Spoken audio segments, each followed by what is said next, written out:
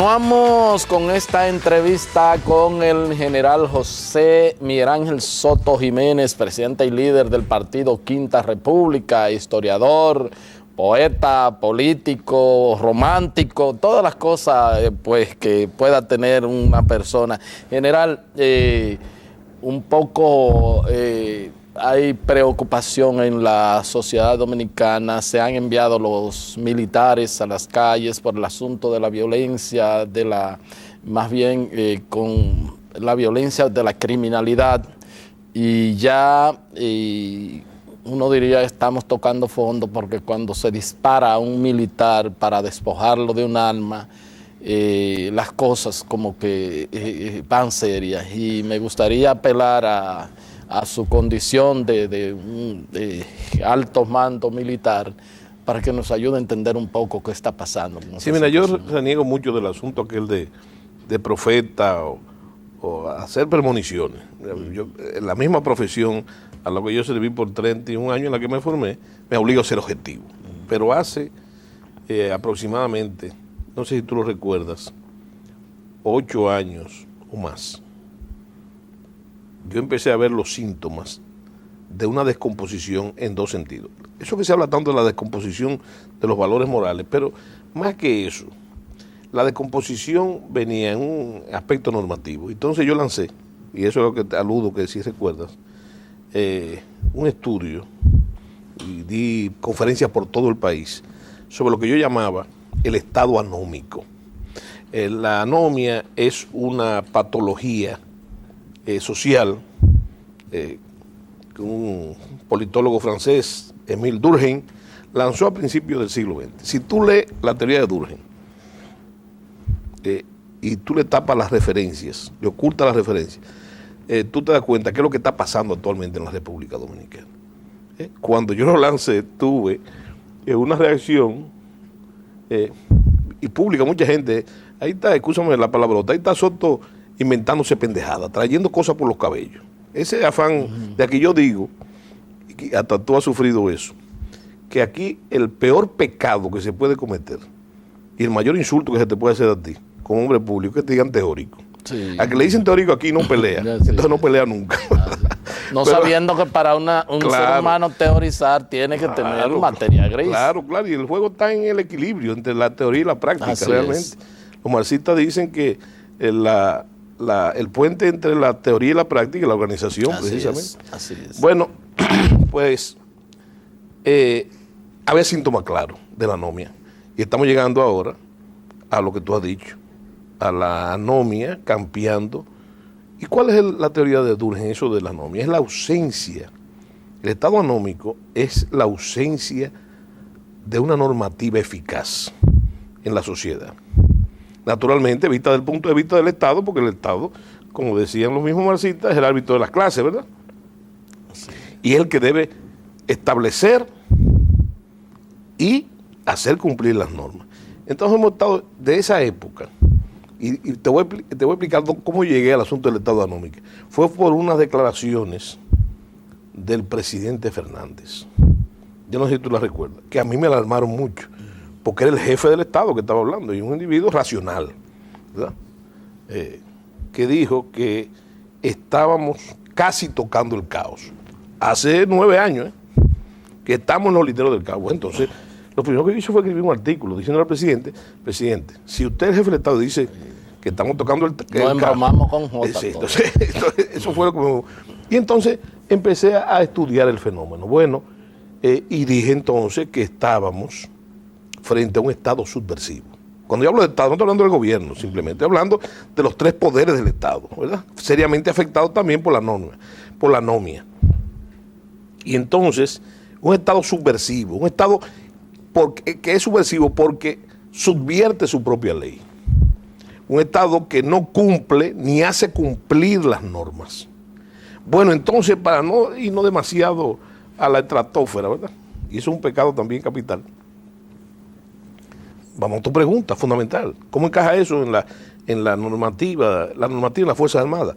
Bueno, yo decía entonces que el Estado había perdido el monopolio legal de la violencia, ¿verdad? Y entonces Los síntomas que yo veía entonces, el alto grado de armamentismo, la burocratización de las Fuerzas Armadas y de la Policía Nacional, que yo lo he explicado muchas veces, que la mayoría de los militares y los policías están en funciones no propiamente militares y que el mando es control, había dicho. Bueno, estamos hablando de la parte, un análisis de los aparatos de sanción que producen eso, ¿verdad?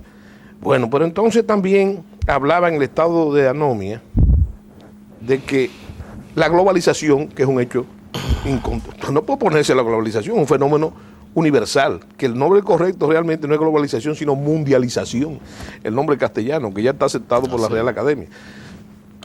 Entonces yo decía, bueno, pero hay cosas, aunque eso es un hecho incontratable, la globalización nos está metiendo cosas, junto con los otros beneficios, que atentan contra nuestros valores. Entonces, oponerse a eso no. Lo que hay que es reforzar nuestros valores, nuestras buenas tradiciones, y eso no se hace con palabras. Mucha gente dice, bueno, hay que educar, sí, hay que educar, ese es el gran reto. Pero, ¿qué usted hace mientras usted educa? Con el caso de la delincuencia, por ejemplo, usted no puede sentarse en la puerta de su casa a ver pasar el cadáver de su desgracia, o esperar que en la lotería del desastre le toque el número a usted. Y yo lo mido, yo lo medí. En esa época tú te reunías con 10 personas y había una que te decía que un amigo había sido objeto de un asalto. Eso fue cambiando. Y ya en una reunión de 10, tú encuentras 7 que lo han asaltado y a veces, más de una vez, han sido víctimas de la delincuencia. Entonces, como tú dijiste hace un momento, ya el asunto es grave. Por eso que yo le he dicho muchas veces que ya el gran problema no solamente es reactivo, debe ser preventivo y disuasivo, ¿verdad? Por eso te digo, y yo he criticado en ese sentido, criticado de buena forma, sobre todo, que la política, no hay toques mágicos para remediar ya el daño que hay. No hay toques mágicos ni fórmulas mágicas. Es una política integral de Estado que toque muchos sectores al mismo tiempo, ¿verdad? Entonces, ¿con qué te estoy haciendo alusión? Por ejemplo, la reforma, la ley orgánica de la policía. Eso no va a corregir el problema, ni que sea buen, ni que sea excelente. No estamos calificando, no es asunto de calidades, ¿verdad? Es que por sí solo eso no resuelve el problema. La ley orgánica de las Fuerzas Armadas tampoco va a resolver el problema en ese sentido, ¿verdad? Es una de las aristas del problema. Pero hay que meter, como dice el dominicano, hay que meterle mano al Código Penal, por ejemplo, hay que meterle mano a la política correccional de la República Dominicana. Todavía es una aberración, por decirte un solo caso, de las muchas que hay en ese sector, a pesar de los esfuerzos notables que ha hecho Roberto Santana, o que hizo, no sé si está todavía. No está ahí. Bueno, que hizo él, que verdad que realmente, pero es una aberración que haya, y escúchame que te reitere la palabra aberración, porque no hay otra. Es una aberración que todavía en pleno siglo XXI haya 20 o 17 o 18 cárceles del sistema correccional que estén en manos del ejército. Eso es una figura del siglo XIX, ¿me entiendes? Ni siquiera del siglo XX. Esa es una reliquia de la era de Trujillo, donde los presos hicieron las correccionales de las grandes obras públicas. Yo te digo a ti, en trabajo forzado. Entonces, eso es una aberración. Ya el trabajo correccional ya ni siquiera es asunto de la policía, es privado. En algunas naciones desarrolladas, ¿verdad? Las cárceles las manejan instituciones privadas. Pero general, es cierto, pero lo que voy y vuelvo que usted pues ha hecho una explicación bastante certera y convincente. O sea, ya yo sé que fulano es un oficial, sí, y yo lo mato para quitarle el alma. Sí, no, eso es grave. Eso es grave, pero es lo que te estoy diciendo. ¿Cómo llegamos ahí? Sí, porque ya no podemos hablar de burocratización ni de... No. Es que ya hay una pérdida total de respeto a los aparatos de sanción. Los aparatos de sanción son la policía y las Fuerzas Armadas, ¿verdad? Y ahí hay que marcar entonces la medida esa que se ha discutido y se sigue discutiendo de la presencia de las Fuerzas Armadas en la calle, que siempre ha existido. Mira, cuando el primer escalón del orden público, eso lo sabemos todos, es la policía. Sí.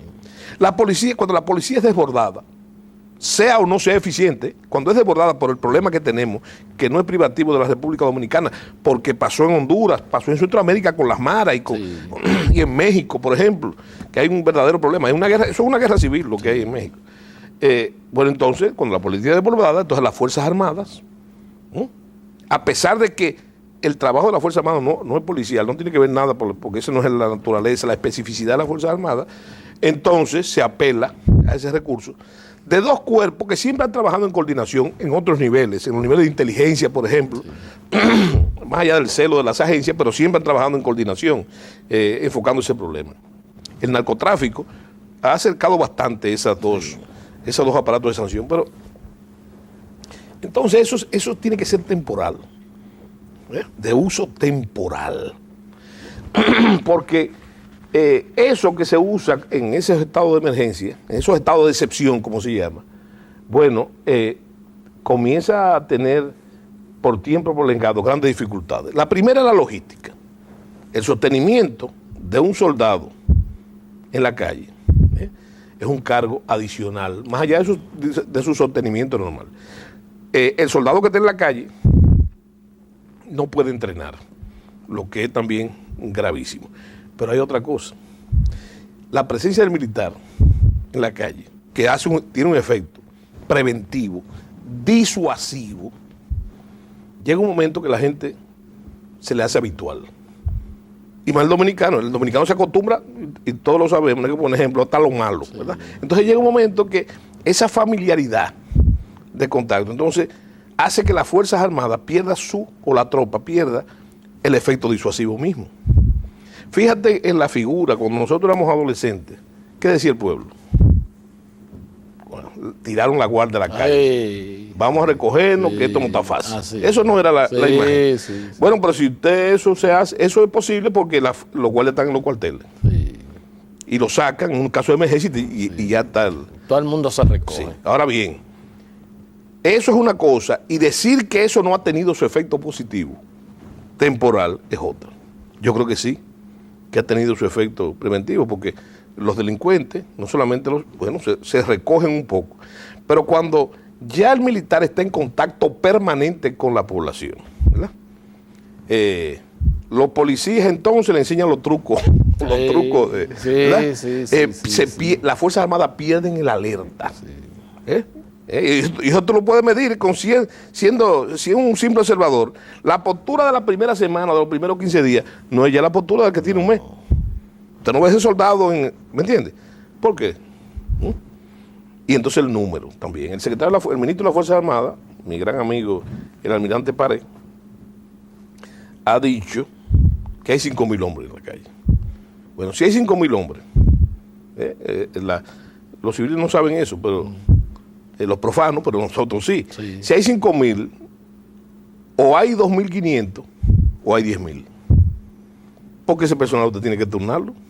Usted no puede tener ese personal, es un asunto de dinámica, ¿verdad? Organizativa, ¿verdad? Entonces, eso también se hace más grave con el costo y los medios de eso. Te voy a poner un ejemplo, claro, para que tú veas la importancia de los medios y del sostenimiento. En los Estados Unidos, por ponerte un ejemplo de una democracia, quizá la más grande del hemisferio, una superpotencia, tú ves en un condado un carro patrulla. Ese carro de patrulla no tiene 2 hombres. Uno solo. Tiene uno solo. Ahora, él tiene todos los medios electrónicos, no solamente para identificar, sino para enfrentar el problema. Y entre ellos las comunicaciones, cuando a veces choca un vehículo y se juntan 6. Que uno no sabe de dónde sale. ¿De dónde sale? Me explico. El policía, cuando va a preguntarte a ti, que se baja ya con cautela, preguntarte, dame tus papeles, ya él sabe si el vehículo tiene el seguro al día. Ya sabe si tú tienes la licencia y quién eres tú. Todos esos detalles. ¿Por qué? Porque tiene una computadora, una terminal de computadora. No sé si me explico. Entonces, no es lo mismo el patrullaje, que es indispensable. Yo creo que la parte, te voy a decir quizás una cosa que no le gusta a mucha gente. El papel reactivo de la policía, reactivo, para no decir represivo, es eficiente, la policía es eficiente. La policía descubre los casos, la mayoría de los casos rápidamente. A veces en tiempo récord. Hay otros que no lo descubren nunca, pero la mayoría. Yo estoy hablando de la mayoría. Tú no puedes hablar por las excepciones. Entonces, en ese sentido es eficiente. Sí. Donde la policía no ha sido eficiente es en prevenir y disuadir el delito. Y dentro de esos parámetros, entonces tenemos que ahí está la falta de patrullaje, ¿verdad? De patrullaje eficiente, porque tú lo ves, imagínate tú, los delincuentes en la República Dominicana se han hecho más sofisticados, tienen hasta armas largas y de todo. Sí. Imagínate cuando tú ves un policía con una macana. No sale en pleito.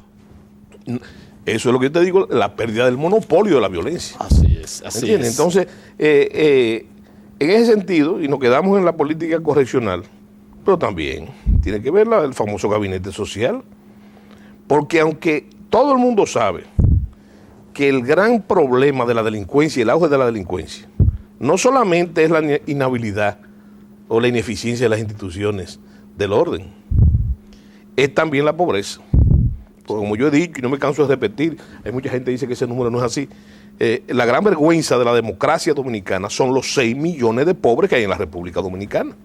¿Me entiendes? Estamos hablando de casi del 70% de la población que viven con condiciones de pobreza.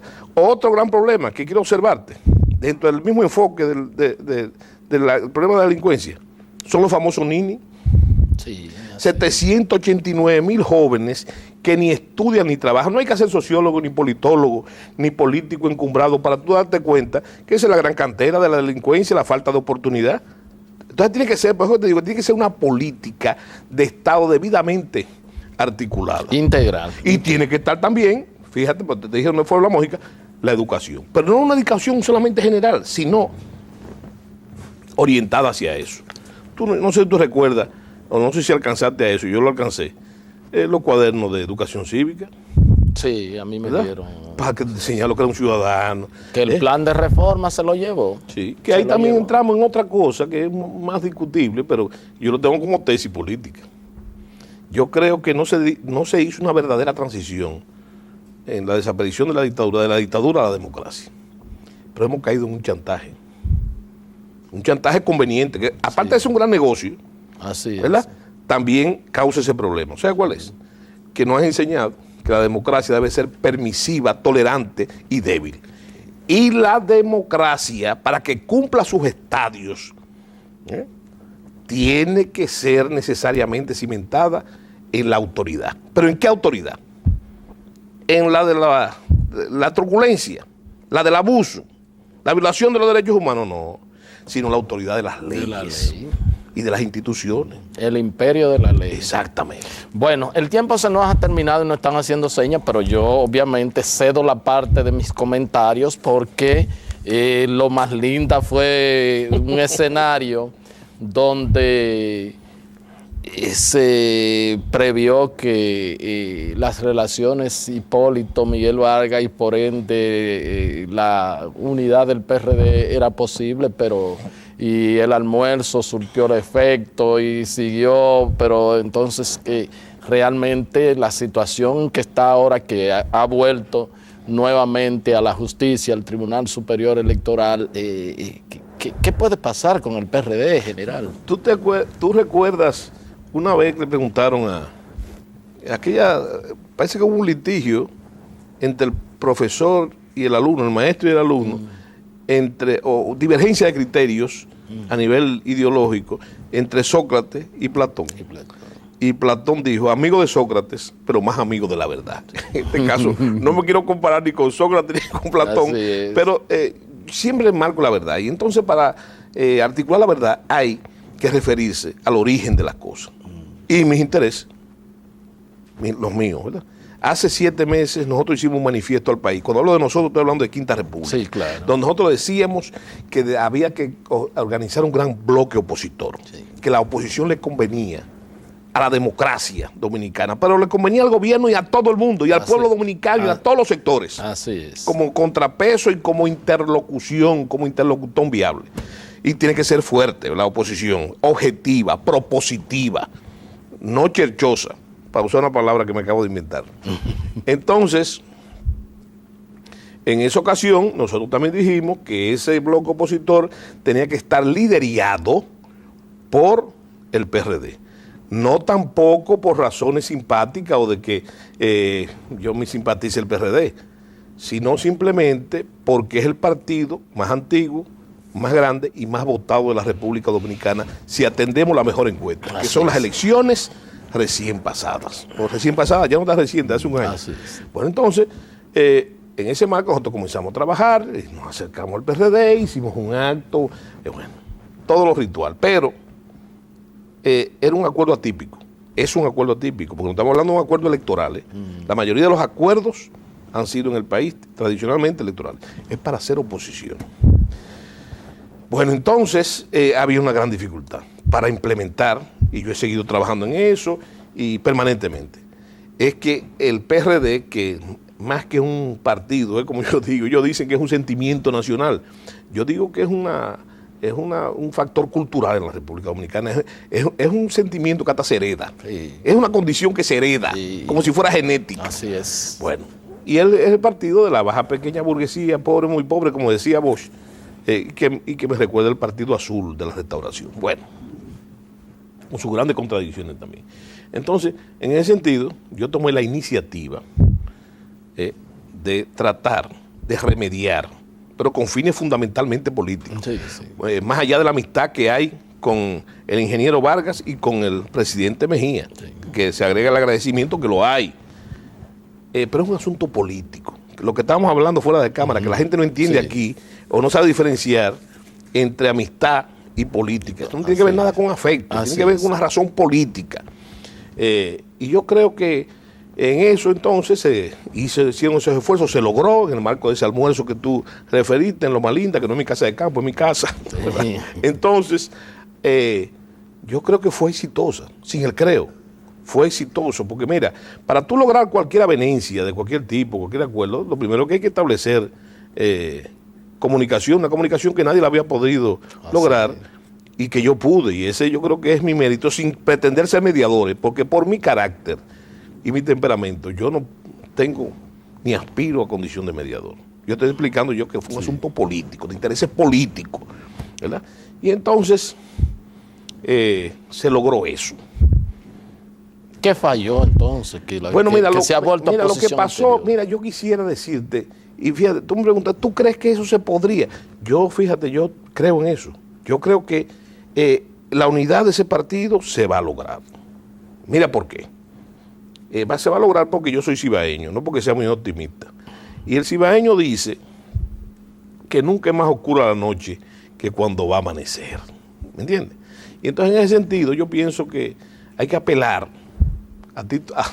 a guisa de jurisprudencia lo que decía el doctor Balaguer del PRD, que era un gran conocedor del pueblo dominicano. ¿Sabes lo que decía Balaguer? Que se parecían los pájaros judíos, esos pájaros prietos que hay, ¿verdad? Que es una especie de cuervo. Muy discriminado. Sí, por cierto. Pero entonces él decía que esos pájaros vuelan solo de día y que de noche duermen en el mismo palo. ¿Esa unidad puede darse en torno a la figura del ingeniero Vargas y del presidente Mejía? Mira, yo pienso que debe darse, porque esa es otra cosa.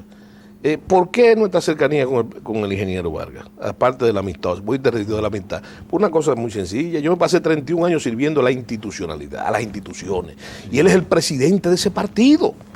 Y yo creo que tiene méritos y eméritos para hacerlo en todos los órdenes, ¿verdad? Entonces, creo que sería un buen candidato. Yo pienso que sería un buen candidato para, no solamente en las elecciones del 16, acuérdate que falta tiempo, ¿verdad? Sino que sería un excelente instrumento para la unidad.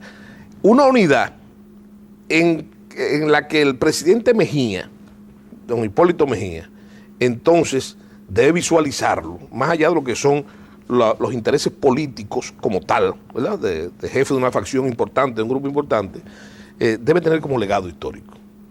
Porque fue presidente de la República, un gobierno en el que yo participé, que duré 4 años en el ejercicio de esa posición.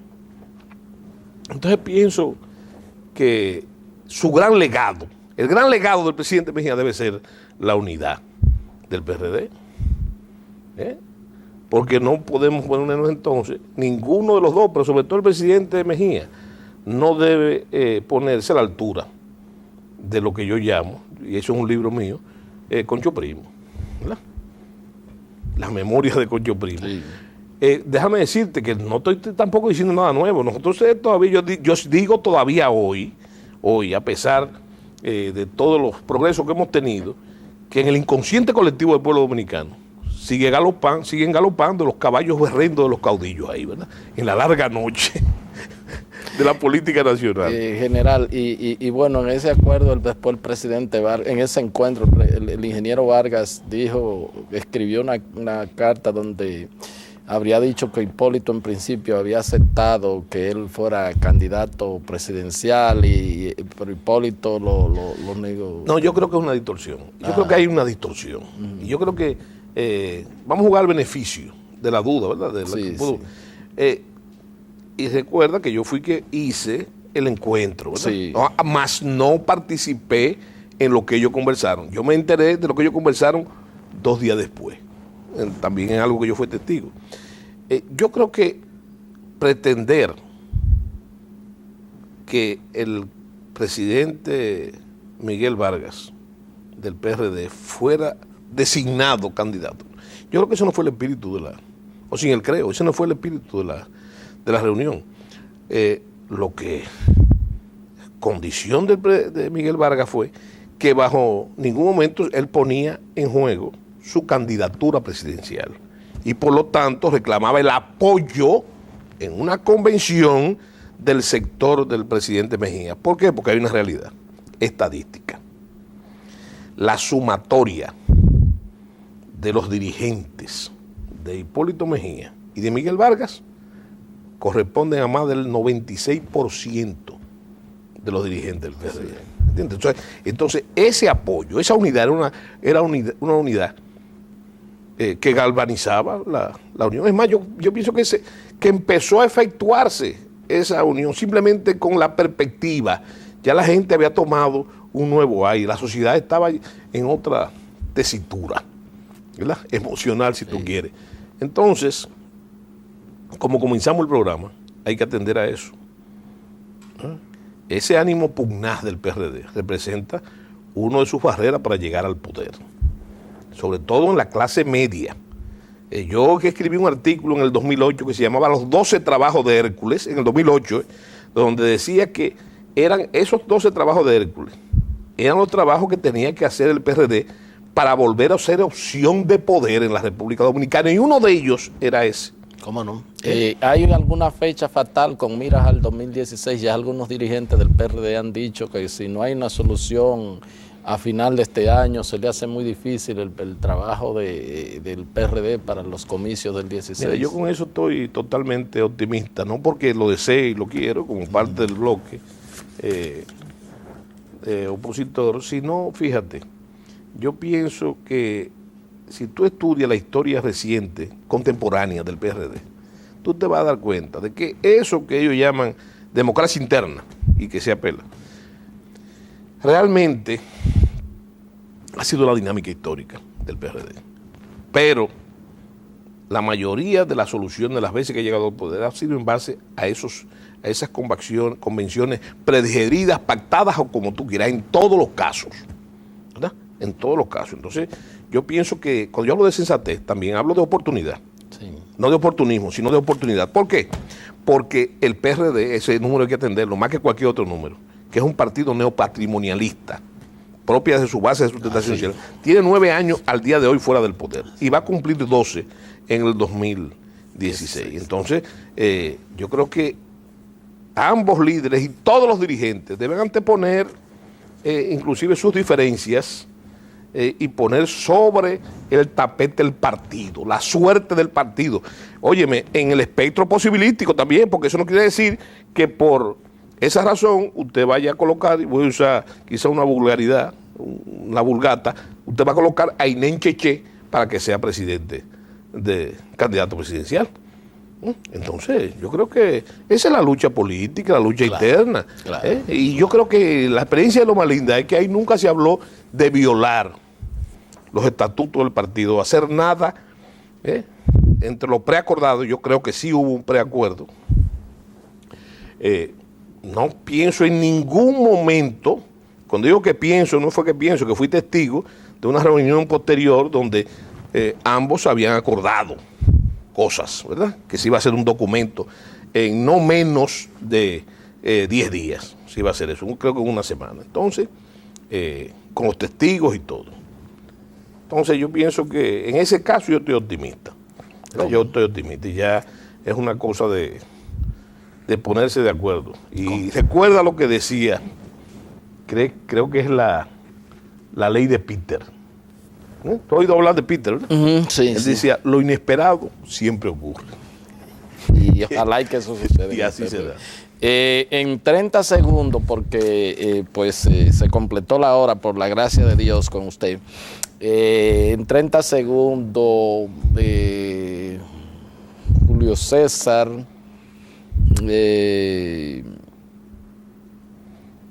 Napoleón, Dios, me falta este joven, Alejandro Magno.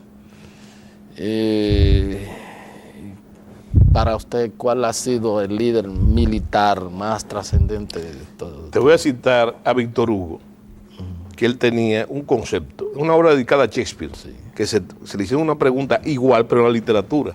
Te voy a responder, y no es un atajo, es una realidad. La cumbre es la región de los iguales. Llega un momento en que si usted alcanza esos estadios, usted pertenece ahí. El Olimpo de los guerreros, que tú has mencionado todo. Hiciste una síntesis de los grandes capitanes de la historia y que no tiene que ver nada con gusto. Sí, si tú me preguntas a mí, por ejemplo, yo te digo, bueno, mira, Alejandro se inventó la guerra. Sí. Él lo hizo, todo lo que nosotros estamos haciendo ahora, él lo hizo ya, con las limitaciones tecnológicas, pero lo hizo, incluyendo el Estado Mayor.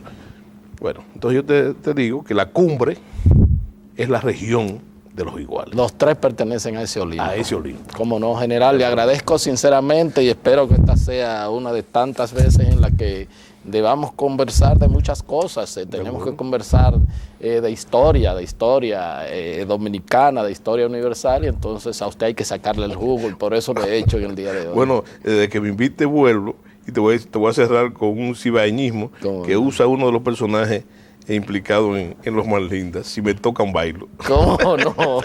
Gracias a todos ustedes por haber estado con nosotros y será pues hasta otra entrega de su programa de Agenda. Hasta entonces.